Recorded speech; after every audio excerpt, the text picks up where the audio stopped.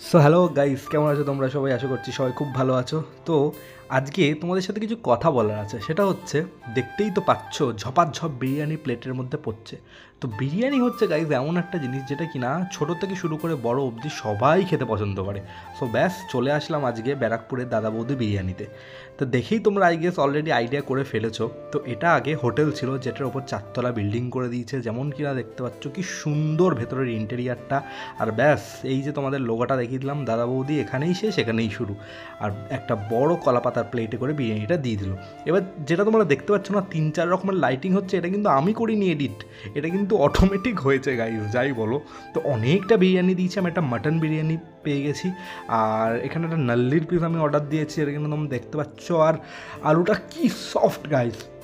তো আমি ব্যাপারটা পুরো সেটেল করতে পারবো কিনা জানি না, লাস্ট অবধি একটা কোক কাপ খেয়ে নিয়েছি। তো ভিডিওটা ভালো লাগলে লাইক সাবস্ক্রাইব করো।